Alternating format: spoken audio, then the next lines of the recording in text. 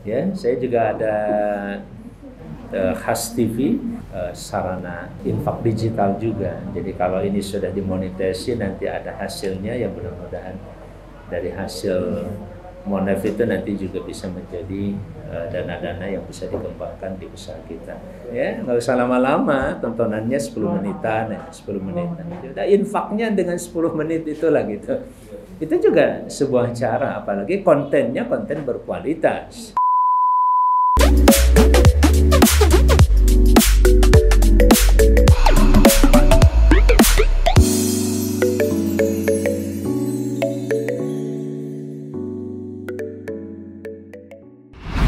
Ya, alhamdulillah saya berdua diamanahkan untuk mengemban amanah memimpin pemerintahan Desa Rawa Panjang, Kecamatan Bojonggede.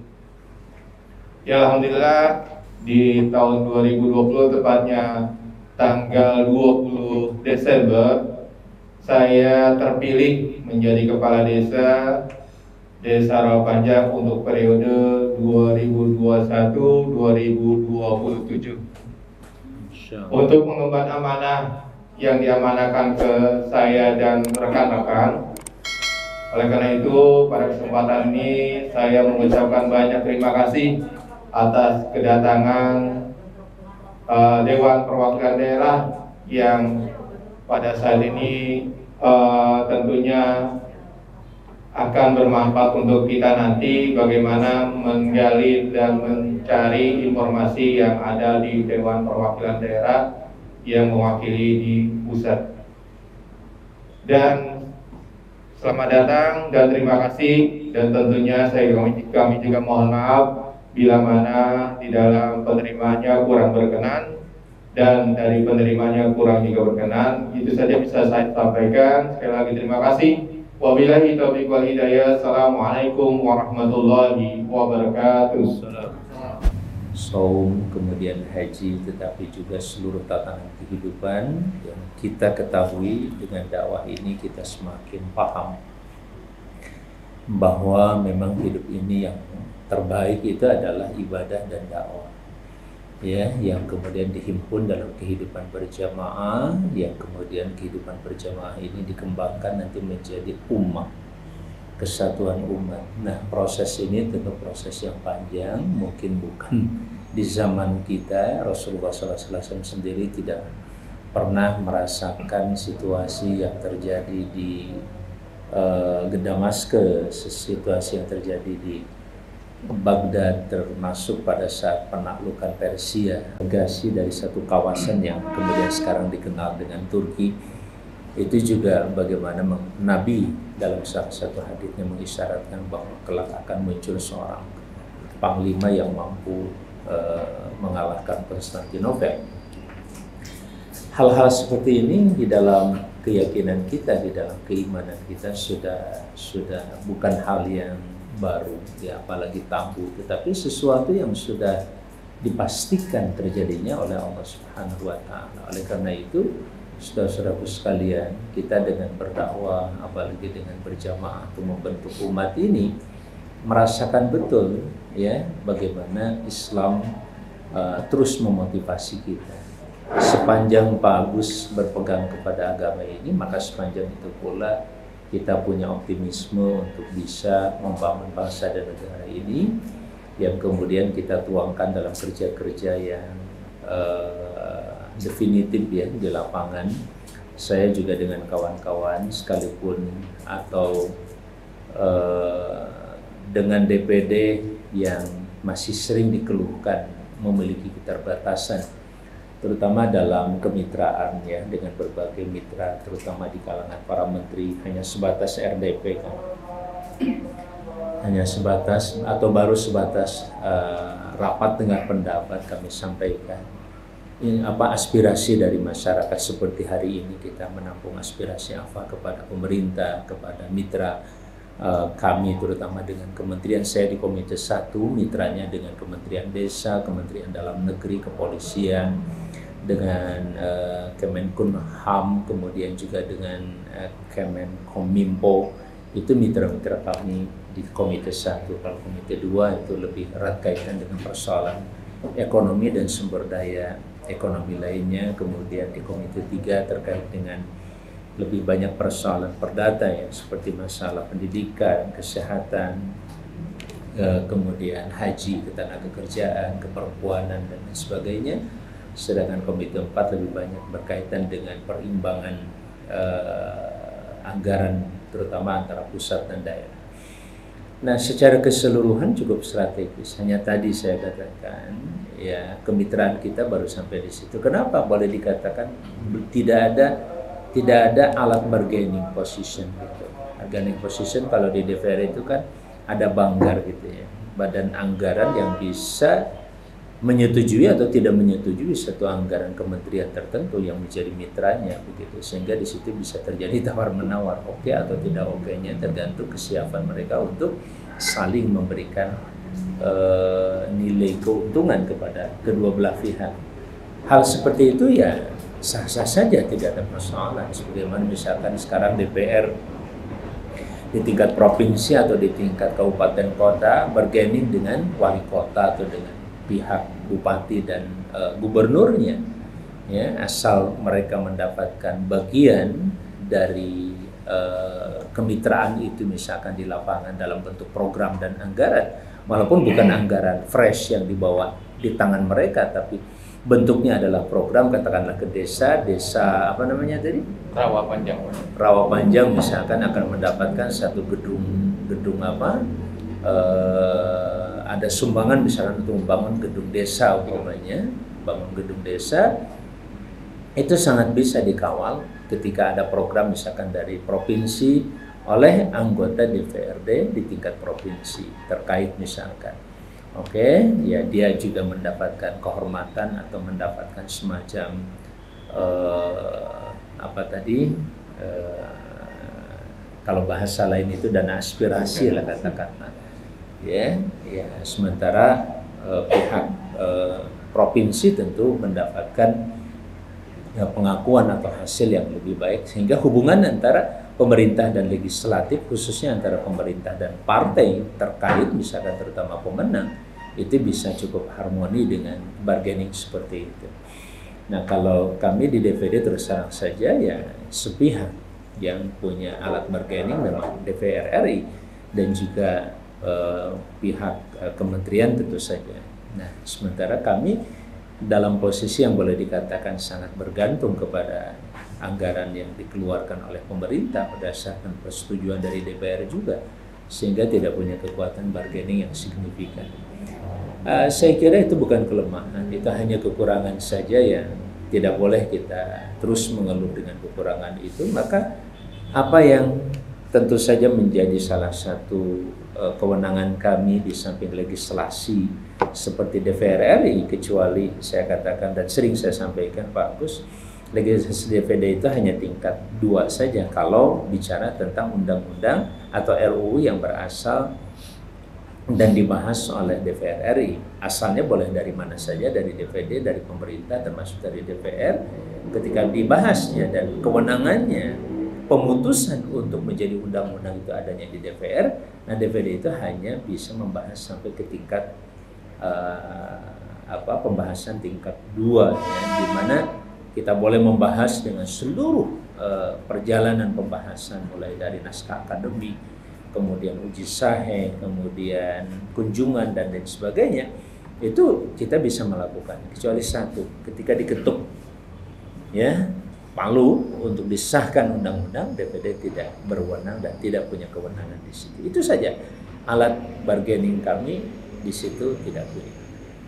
Tapi anehnya, kalau mau dibilang aneh, ketika kita atau kami bersama-sama dengan di DPR RI ada di satu gedung atau satu ruangan sidang yang namanya sidang bersama di tingkat MPR, kita ikut semuanya. Padahal itu sangat strategis. Mana konstitusi, undang-undang dasar, ketika ada perubahan undang-undang dasar atau katakanlah amandemen, DPD maupun DPR sama haknya sampai ke tingkat ikut mengambil keputusan, itu tidak kurang sama sekali. Proses dan lain sebagainya juga sama. sosialisasi hasil undang-undang dasar atau hasil MPR seperti 4 pilar sampai hari ini sama, DPD juga punya hak seperti itu. Baik, nah di tengah kewenangan seperti itu barangkali ya ada satu peran penting dari DPD atau dua lagi. Yang pertama adalah peran representasi sebagai lembaga legislatif, terus yang kedua sebagai alat kontrol atau pengawasan. Nah, sehingga kalau nanti Pak Agus ini misalkan mulai bekerja dan sudah mulai mendapatkan amanah langsung resmi dengan pelantikan yang diresmikan nanti, tentu ya kita bisa berkolaborasi lebih jauh, terutama paling tidak ya pihak DPD juga bisa mendapatkan aspirasi lebih jauh, misalkan terutama hari ini juga tidak ada masalah, misalkan DPD sangat concern dengan persoalan desa. Perjuangan DPD tidak kalah, bahkan cukup terdepan ya dalam memperjuangkan desa, termasuk dana desa yang 1 miliar. Dan waktu itulah tidak bermaksud saya mengungkap membesar-besarkan atau katakanlah merasa diri berjasa, tidak juga. Ini hanya informasi saja bahwa DPD waktu itu saya sebagai ketua Timja ya, bidang khusus Timja terkait dengan RUU Desa, ya saya sangat concern dan memperjuangkan 1 miliar itu dengan hitung-hitungan kasar saja. Ketika mereka bertanya, itu 1 miliar dari mana Pak? Nanti ngambilnya dari mana? APBN kita masih besar, saya bilang. Kalaupun diambil dari sejumlah kementerian yang selama ini punya program ke desa-desa, itu saja diambil, dikumpulin jadi 1 miliar. Dan ternyata nilainya hari ini juga nggak gede-gede amat. Desa itu cuman 74 sekian triliun saja, karena jumlah desa itu aja 74.900 sekian desa. Saya katakan sekian itu kadang-kadang hitungannya suka kan pernah muncul desa siluman macam-macam. Nah, kalau Jawa Barat itu kurang lebih sekitar 5.300-an ya. Nah, ini tentu saja kalau bicara anggaran maka berbanding nantinya dengan nilai peranggaran 1 miliar, maka Jawa Barat itu baru 5,3 triliun saja. Jadi jumlah desa itu menentukan ya anggaran yang bisa dialokasikan oleh pusat dalam hal ini APBN ke desa. Nah, Jawa Tengah, Jawa Timur sudah di atas 7 ribuan rata-rata, 7.000 desa, kita baru 5.300-an, di sana udah 7.000 lebih. Silakan dicek di Google, misalkan Jawa Timur berapa ribu, setahu saya 7.000 lebih, Jawa Tengah juga 7.000 lebih. Jadi selisihnya saja sudah 2 triliun. Ya, kita cuma 5 triliun, mereka sudah 7 triliun, selisihnya saja 2 triliun. Nah, 2 triliun itu kalau untuk desa bisa dapat 2.000 desa 1 tahun. Tapi kalau maaf ya, Bogor misalkan dimekarkan, pemekarannya jadi 1, katakanlah Bogor Barat. Nah, Bogor Barat itu kalau dapat anggaran katakanlah 3 triliun, itu hanya untuk Kabupaten Bogor. Yang efektivitas pendanaan 3 triliun itu saya yakin tidak akan lebih dari 40%. Ya, apalagi untuk pembangunan baru ya. Ya, artinya 40% itu untuk belanja publik, infrastruktur dan lain sebagainya. Sementara 60% bisa untuk belanja pegawai untuk tingkat kabupaten kota termasuk provinsi. Bahkan ada yang masih sampai ke 80%, bayangkan belanja pegawai. Jadi hanya 20% saja untuk bisa membangun sektor real itu begitu. Nah, kalau desa di Bali paling gede 30% belanja, katakanlah belanja administratif ya, belanja pegawai diantaranya paling besar 30%. Sementara 70%-nya itu untuk pembangunan ya, terutama yang terkait dengan sektor pemberdayaan masyarakat desa, termasuk pembangunan desa ya, dan seterusnya. Nah, saudara-saudara sekalian yang saya muliakan, namun demikian tadi penting dan di awal-awal saya perlu berkolaborasi dengan Pak Agus itu untuk saudara Bila perlu kita lupakan yang 1 miliar gitu, kalau bisa. Ya, kenapa? Karena 1 miliar datang syukur nggak ada juga nggak apa-apa. Supaya kita bisa berpikir lebih jernih membangun desa kita dengan mandiri. Ya, berapa jumlah penduduk di desa? 50.000. Rawa apa? 50.000. Rawa apa tadi? Rawa Panjang. Rawa Panjang, 50.000. Rawa Panjang. 50.000 jumlah penduduk. Ya, berapa kepala keluarga? 12 ribuan. 12 ribuan. Nggak usah semua deh, 10 ribu aja ambil. Kalau bisa dikonsolidasikan dalam bentuk gerakan infak. Gerakan infak dari rumah ke rumah. Gampang kalau kita bisa bikin halakoh ibu-ibu gilirannya. Bikin aja tuh. Grup-grup per RT. Ada berapa RT?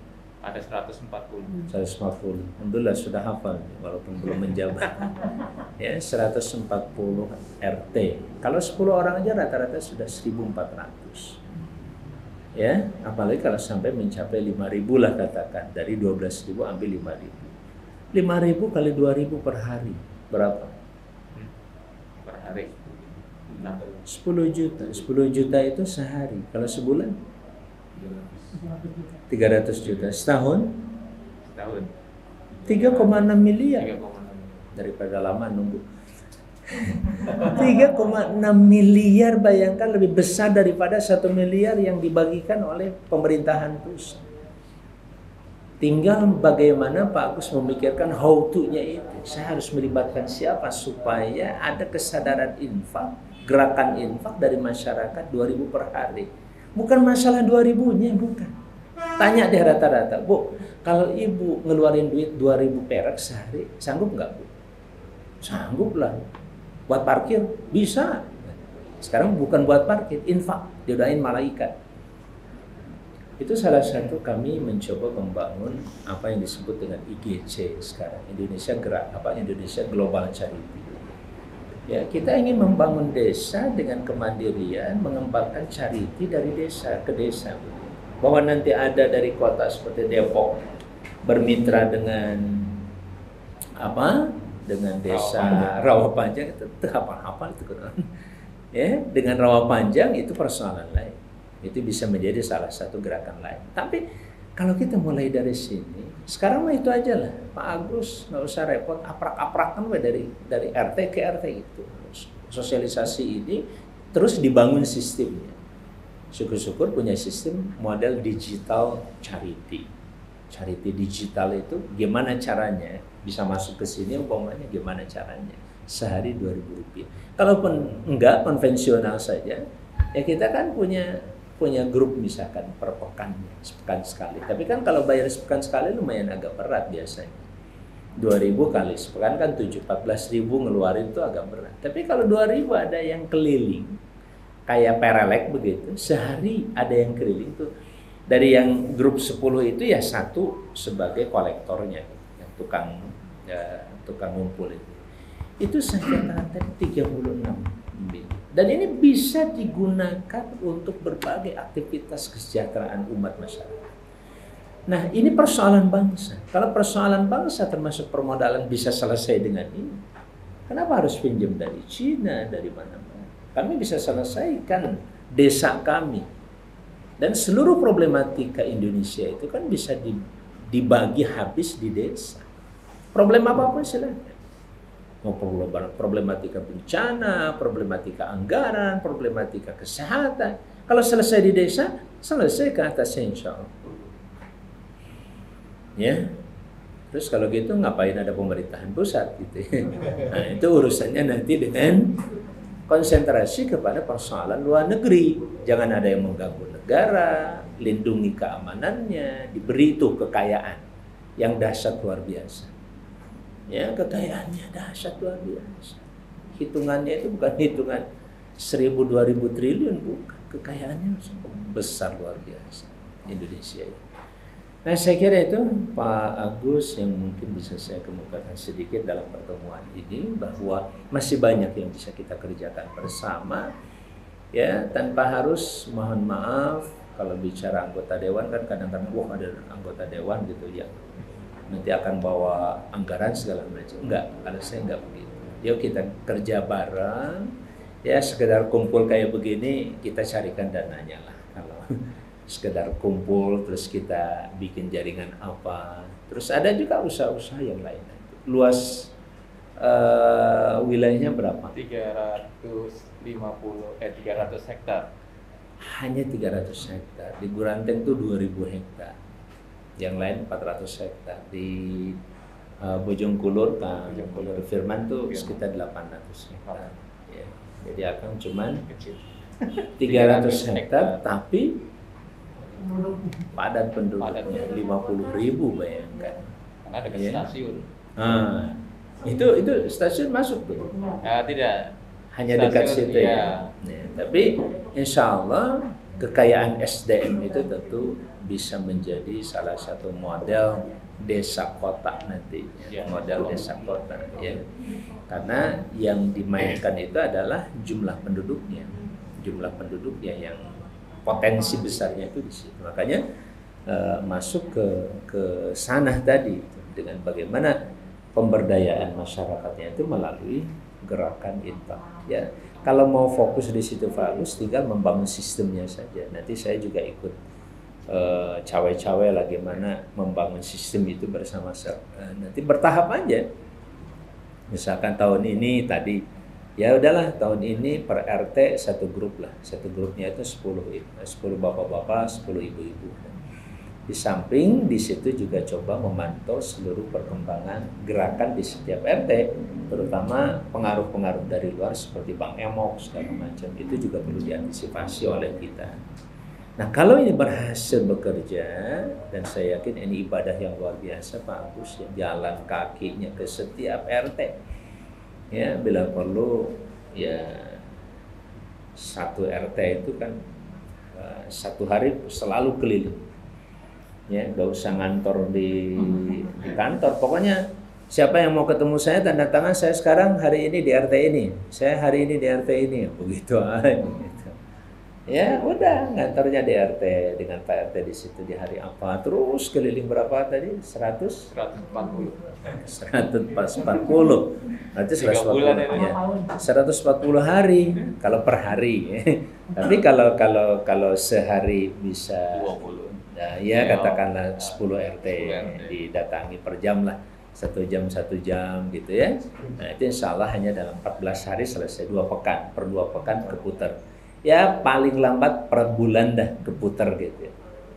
Tapi itu sarana silaturahim yang luar biasa. Pak Agus nanti akan ketemu dengan warga sangat intens sekali nanti, dan ini insya Allah jangan cerita efek politiknya ke depan ya kalau ini bisa dilakukan, karena salah satu kunci kemenangan Pak Endang ya, Pak Endang Bahrun yang di Guranteng itu ya, dalam pemilu itu dia berhasil mengunjungi tidak kurang 2.000 rumah ya, 2.000 rumah dalam 2 atau 3 bulan gitu ya, sampai dia malam itu sampai dia pulang malam tuh. Jadi sehari itu berapa puluh rumah gitu yang dia kunjungi. Padahal bekal dia mungkin hanya sekitar 100 jutaan begitu kan ya, sementara lawannya itu ratusan juta nilainya, belum lagi di backup oleh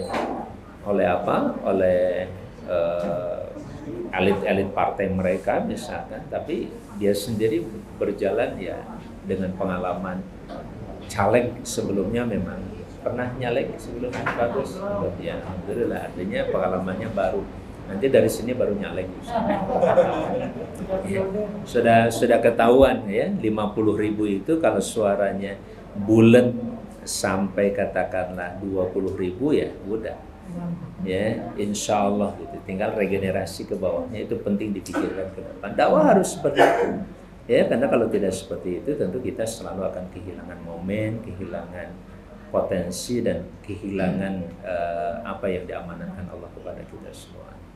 Masih banyak kan cerita ingin saya sampaikan, tapi inilah di waktu singkat tadi juga mohon maaf saya terlambat datang ke sini karena ada hal-hal yang harus diselesaikan. Paling tidak ini awal dari silaturahim kita ya, insya Allah Pak Agus juga kita undang ya di acara besok nanti, kita akan ada acara di insya Allah. Dan kalau di sini kelihatan nggak kesulitan kalau menyiapkan, kalau kami punya program di IGC tadi, Indonesia Global Charity untuk merekrut relawan itu sekitar 5 lah satu desa. Relawan namanya juga kadang dibayar kadang enggak gitu. Ya, maksudnya rela bekerja bersama-sama, ya mudah-mudahan ketika ada rezeki ya kita berbagi bersama. Tapi pasti selalu ada rezeki karena Allah memberi rezeki ini kan tidak hanya dalam bentuk uang ya, tapi pasti dalam bentuk kesehatan, kesempatan, banyak hal. Itulah indahnya dakwah dan Islam yang kita cintai, risalah yang luar biasa ini. Nah, jadi saudara-saudara sekalian yang saya muliakan, seperti itulah kira-kira kerja kita ke depan. Bagus, insya Allah. Terus kita berkolaborasi, bersilaturahmi. Bahkan tadi gerakan infak masyarakat juga kita terus berkolaborasi. Apa yang bisa kita bantu, apa yang bisa kita lakukan nanti. Apalagi desa kita dekat ya dari sini ke situ. Ya, ini maksudnya Depok. Depok pinggiran, ya, Pak. Depok pinggiran. Ya. Masih Depok kan ya? Masih Depok. Oke. Perbatasan dengan Rawapanjang. Rawapanjang ya, Rawapanjang. Rawapanjang masuknya ke Bojonggede. Bojonggede. Tapi berbatasnya dengan Ini Depok. perbatasan. Ya? Alhamdulillah kalau gitu. Nah ini juga nanti ke depan. Kemarin saya berkunjung ke Garut misalkan. Tahun ini ada 217 ya baca. 217 Pilkades. Saya bilang ya kita harus bisa. Masa dari 217 10% mah kita nggak punya, nggak dapat bisa. Harus dipikirkan. Bila perlu caleg-caleg kemarin itu dorong jadi kades. Kalaupun tidak jadi kades, jadi pengurus dulu lah. Jadi perangkat kades di situ sampai. Dan ini dakwah yang jauh lebih real ya. Insya Allah kekuatan Indonesia akan ada di sini. Insya Allah. Termasuk kekuatan-kekuatan dan kemenangan-kemenangan dakwah juga akan diukur oleh seberapa jauh penguasaan kita terhadap monografi desa. Itu saja. Pengennya panjang dan terus ngomong lagi nggak jadi berhenti. Ya, tapi karena saya sudah ditunggu di mana Cilebut, ya, saya harus ke Cilebut juga. Habis itu ada acara lain juga dari kantor. Ya tentu berbagilah insya Allah. Kalaupun ada yang mau dikonfirmasi, mungkin 1-2 pertanyaan boleh, ya. Tapi yang mendasar banget gitu. Buat sekedar memotivasi kami, kalau ada contoh ataupun model desa yang sudah berjalan seperti ini, mungkin ya bisa disampaikan ya, sehingga kami bisa mungkin sharing atau belajar nanti ke sana ya. Itu mungkin Sir. Kami pertama mengucapkan terima kasih atas banyak informasi yang tadi sudah disampaikan. Ke depan kami dari desa untuk Indonesia gitu ya, kita berharap seperti itu tadi. Jadi ini pun mungkin gagasan yang cukup menarik di masyarakat yang di tengah pandemi saja sekarang ada di perumahan Pak, terutama di perumahan untuk menangani COVID itu yang saya tahu karena kebetulan saya juga di RW jadi penasehat meskipun udah pindah RW gitu. Artinya apa? Mereka melakukan gerakan, jadi ada namanya gugus kendali COVID. Itu mereka membuka kesempatan untuk berinfak bagi warga yang terkena dampak gitu. Nah ini luar biasa. Ternyata saya melihat banyak orang yang tergugah hatinya gitu ya, untuk membantu saudaranya yang dalam kesulitan. Ada yang mulai dari 100.000, 200.000, 1 juta, 2 juta dan seterusnya. Gitu. Sehingga dalam satu RW saja itu lumayan saya lihat bisa sampai 50 jutaan gitu, bahkan lebih. Dan sekarang tuh saya lihat saldonya tuh lumayan juga gitu. Artinya untuk menangani saudara-saudara kita di wilayah tersebut, dan itu memang tadi ada sistemnya, ada yang koordinir, kemudian ada laporan keuangannya, ada kejelasan di situ. Sehingga mungkin masyarakat dengan melihat seperti itu eh, mereka sangat antusias gitu ya untuk membantu berapapun yang dia punya gitu seperti itu. Nah artinya ini juga mungkin satu konsep yang sangat bagus di masyarakat. Cuman memang masyarakat kan perlu ada satu penjelasan mungkin Ustaz ya, penjelasan yang membuat mereka itu tergugah gitu. Karena selama ini mohon maaf kepala desa ini itu segala-galanya bagi masyarakat. Ada yang sakit keluarganya lapor kepala desa. Ada yang anaknya tuh belum bayar sekolahnya lapor kepala desa. Ada yang mau melahirkan kepala desa lapor. Suaminya kemana gitu. Luar biasa. Jadi seorang sosok kepala desa itu segala-galanya gitu. Nah itu juga mungkin salah satu gerakan tadi ya, artinya gerakan infak masyarakat itu mungkin salah satu juga mengantisipasi hal-hal seperti itu. Itu yang pertama. Yang kedua adalah kami pernah dapat informasi, mungkin mohon diluruskan jika salah, bahwa pemerintah ke depan apakah ini juga untuk dana desa itu akan tetap diberikan kepada desa-desa yang ada di Indonesia atau memang akan dikurangi atau dan seterusnya gitu ya.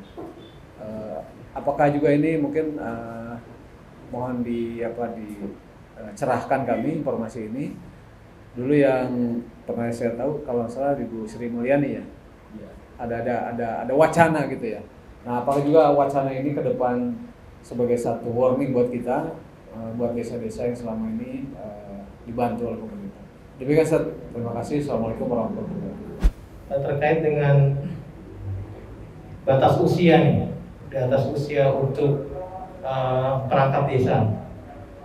Selama ini perangkat desa yang saya ketahui dari aturannya bahwa perangkat desa itu berumur 20 sampai 40 tahun penerimanya. Nah, sedangkan di kendala di kami pada saat ini itu usia itu hampir 90% tuh kita usianya di atas 40 untuk perangkat desa, di luar kepala desa.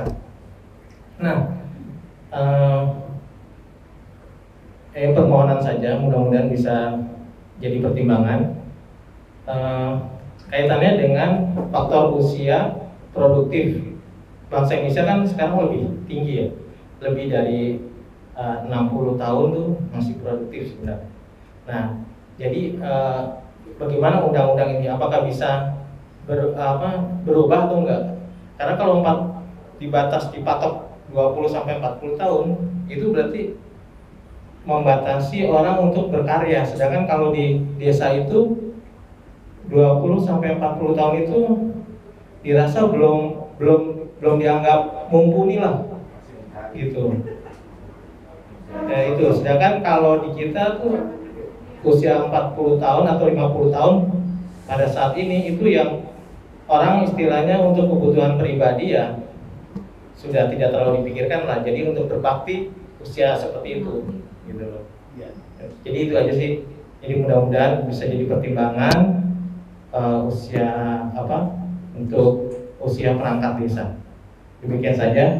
Berarti TPD. Assalamualaikum warahmatullahi wabarakatuh. Sehingga ya dalam tanda petik artinya desa kan tidak terlalu memikirkan gaji dia. Ya, ini juga satu masukan yang menarik karena belakangan kami juga sedang hasil perjalanan yang kita lakukan, ketemu di sini dengan berbagai kalangan perangkat-perangkat desa, terutama kepala desa dan BPD juga. Kita selalu mendapatkan masukan-masukan yang sangat strategis, termasuk ya nasib para perangkat desa sampai ke tingkat terutama ya untuk kesehatan mereka, keluarganya, semacam BPJS-nya apakah ditanggung oleh pihak desa atau tidak.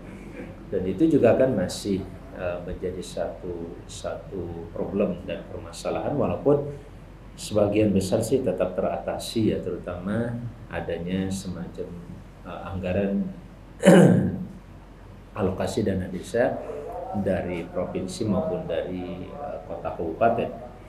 Ya, terutama kabupaten tentu saja. Karena di desa di kota pun sekarang masih ada desa, seperti di Banjar itu masih ada desa. Bahkan nggak mau pindah ke kota karena dana 1 miliar tadi juga masih diharapkan.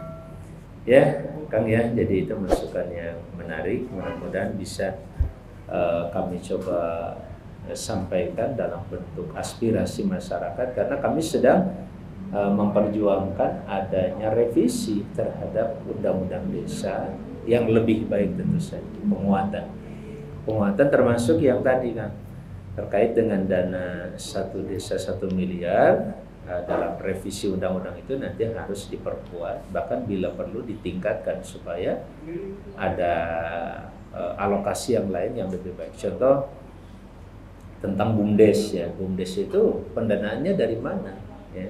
Kan rata-rata dari PADes ya, atau mungkin hasil dari diskusi dengan BPD, bisa saja dari dana desa juga dialokasikan ke sana sebagian. Nah, mungkin kalau ada tambahan untuk pengembangan perekonomian luar biasa. Kalau saya berpendapatnya, kalau saya pribadi berpendapat dan kawan-kawan juga, justru penguatan desa itu yang jauh lebih penting dibandingkan dengan yang lain-lain tadi saya katakan. Tadi kan saya bilang kalau kita ngasih dana ke provinsi atau ke kabupaten, kota sekalipun, itu paling efektif 40%, 60%.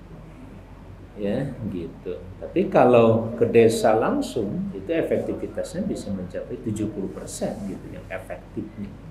Selebihnya bisa digunakan untuk belanja pegawai. Nah, kalau rasio yang logis seperti itu jauh lebih baik, kenapa tidak memperhatikan desa? Dan pembangunan desa sekarang pun dengan 1 miliar 1 desa, walaupun belum sampai 1 miliar, itu luar biasa pula. Infrastruktur sudah banyak yang jauh lebih baik dibandingkan dengan sebelumnya, ya, sebelum tahun 2014. Nah itu, jadi insya Allah kita masih mempertahankan dana itu, walaupun saya terus terang saja kepada sahabat saya Pak Agus, jangan pikirkan itu. Kalau bisa membangun visinya dengan langsung menjadi desa mandiri. Bila perlu nanti ketika ada 1 miliar itu ya kita alokasikan buat yang tadi itu, bila perlu diperbesar yang lain-lain gitu. Ya, jalan selesai, kemudian bangunan-bangunan gedung yang memerlukan itu selesai, insya Allah kesana larinya, karena kita sudah menjadi desa mandiri. Ya, terutama kalau di sini kan dengan perekonomian. Baru dengan infak saja itu sudah luar biasa. Terus bagaimana kalau infak itu diputar? Hanya nanti untuk infak tadi kan sebaiknya memang betul-betul dioptimalkan dalam bentuk usaha-usaha yang produktif. Dan untuk bisa membangun trust itu, kalau biasa kita melihat ACT, itu ACT ternyata juga punya filosofi yang menarik. Dari ACT, act dulu, kira-kira aksinya apa nih Pak Agus? Pak Agus tuh punya aksi yang communicate, nantinya bisa dikomunikasikan, communicated. Apa yang bisa dikomunikasikan dari aksi ini sampai menimbulkan trust, kepercayaan masyarakat. Kalau tadi kan orang nitip duit untuk COVID, itu sudah ada produknya apa? COVID, katakan. Mengkomunikasikannya juga mudah, karena semuanya sedang merasakan persoalan ini. Trust-nya pun muncul dengan sangat cepat, dengan catatan pengurus itu betul-betul trusted gitu ya, betul-betul bisa dipercaya. Contoh-contoh itu sudah sangat banyak sekarang, alhamdulillah. Walaupun saya belum menginventarisir yang lebih definitif di beberapa daerah. Kalau yang jadi kultur di masyarakat seperti perelek gitu ya, seminggu sekali itu kan sejumput beras gitu ya, dirawu segitu, udah seminggu sekali. Tapi setelah 1-2 bulan terkumpul ternyata nggak kecil nilai, lumayan bisa bernilai jutaan gitu. Apalagi kalau planned ya, diprogram, diperencanaankan dengan baik, ditekuni dengan baik, udah tekun aja di situ lah. Ya, kalau sudah banyak dana itu, kita tinggal mengalokasikan kemanapun, nggak terlalu kesulitan. Tadi saya tanya punya lahan padi nggak? Enggak. Lahan sawah enggak. Kalau nggak ada, udah lempar aja ke Karawang, kita sewa di Karawang. atau beli di Karawang tadi kan 3,6 miliar ya katanya. Ya dengan 1 miliar kita punya misalkan 1 hektar. 1 hektar terus mulai ditanam. Hasil tanamannya nanti berasnya dibagiin ke masyarakat atau dijual lagi di situ. Ini loh produksi kita, Bu. Nah, maka ketahanan pangan di desa itu juga akan sangat terbantu melalui gerakan itu. Asal ada produk tadi, action tadi, act-nya itu, aksinya kita apa dulu. Itu penting disiapkan. Ya, kalau yang agak monumental kita mau bangun gedung dakwah, silakan. Atau kita mau bikin pusat bisnis di sini, kita mau bikin yang namanya pasar desa kita. Sudah punya pasar? Belum punya pasar. Kita ingin punya pasar sendiri misalkan, itu juga bisa menjadi gagasan. Produknya kelihatan, itu bisa terus gitu. Hasilnya juga nanti kepada mereka. Ya, apalagi kalau dari situ pun nanti tadi saya katakan bagaimana desa bisa memberikan beasiswa kepada anak-anak. Oh, itu akan luar biasa. Dari situ aja diputar uang. Tapi jangan nunggu 3,6 miliar. Setiap bulan aja alokasikan kemana ya yang relatif lebih produktif. Bila perlu tadi main di properti misalnya. Ya, ada lahan di situ, boleh juga intervensi ke lahan sebelah. Ya, saya beli deh. Jadi properti, jualan properti kembali ke desa. Dan itu insya Allah ya, saya yakin bahwa saya sering mengungkapkan, bahkan ada tagline yang kita buat, Indonesia tidak layak miskin, itu sangat terbukti di lapangan, terutama di desa-desa. Ya, jelas seperti itu.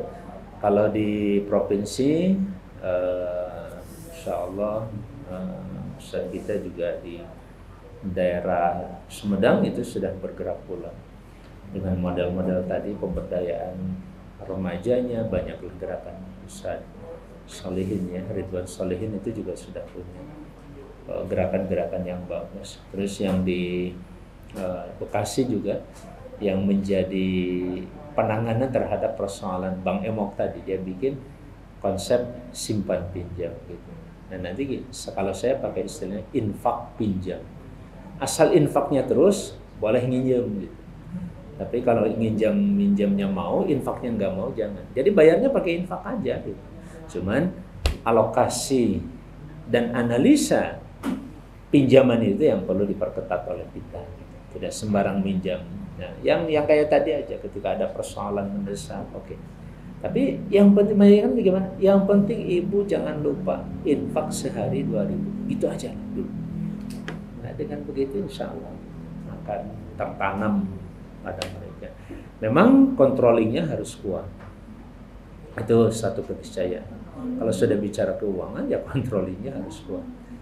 Ya, nah tentu mudah-mudahan teman-teman ini, ya, para kader-kader dakwah ini bisa menunjukkan eksistensinya sebagai dai yang trusted tadi, dipercaya oleh masyarakat, dan insya Allah dengan begitu kedepannya pada akhirnya siapapun yang jadi kades nggak terlalu masalah gitu.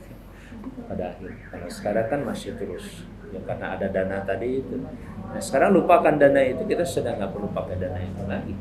Kita bangun sebagai dana mandiri gitu. Tapi kalau kita dapat ya jangan ditolak juga. Kalau itu sudah ya.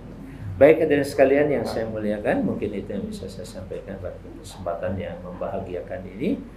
Saya sangat bahagia ketemu dengan Bapak Ibu yang mungkin sering kita komunikasi tapi jarang ketemu.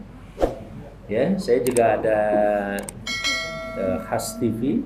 Ini Khas TV juga Umi yang pegang, dan itu insya Allah akan jadi sarana infak digital juga. Jadi kalau ini sudah dimonetasi, nanti ada hasilnya yang mudah-mudahan dari hasil monef itu nanti juga bisa menjadi dana-dana yang bisa dikembangkan di usaha kita. Tidak menutup kemungkinan kalau di desa antum nanti di Pak Agus ini juga siapkan aja satu YouTube atau media yang bisa mengkomunikasikan gerakan di dalamnya untuk gerakan apapun, dan itu sangat bagus ya. Tinggal ibu-ibu yang main kontennya gitu ya. Ibu-ibu lagi nyuci piring kan biasa. Yang nyuci piring yang syar'i kayak apa? Ya, pokoknya yang yang apalagi masakan ya, kalau ibu-ibu kan setiap di sana bila perlu setiap RT itu nanti ya masakan RT ini apa, RT itu aja liputannya, itu saja sudah bisa menjual. Apalagi kalau yang nonton tiap hari minimal 1.000 ya, yang nontonnya udah desa itu saja, infaknya dengan nonton gitu lah ya. Nanti tinggal dihitung, dimonetasi kan. Nanti hitungannya kalau per 1.000 penonton satu video, apalagi bisa sampai nanti dalam waktu 1 bulan berarti kan ada 30.000 penonton, itu berapa nilainya? Ada itu nantinya, ada hitungannya yang bisa dimanfaatkan. Gerakan aja kita anak-anak ya, 12.000 suruh nonton tiap hari ya, bingung di situ. Ya, nggak usah lama-lama, tontonannya 10 menitan ya, 10 menitan. Udah infaknya dengan 10 menit itulah gitu. Itu juga sebuah cara, apalagi kontennya konten berkualitas. Ya, cerita tentang legislasi, cerita tentang negara, cerita tentang ibu-ibu masak, cerita bagaimana menyusui anak, segala macam ya. Silahkan aja dikembangkan konten-konten. Banyak yang bisa kita kembangkan. Sekali lagi saya aturkan terima kasih. Assalamualaikum warahmatullahi wabarakatuh. Waalaikumsalam. Jangan lupa like, share, subscribe channel Inspirasi dari Kang Haji Amang Safruddin ya. Jangan lupa subscribe.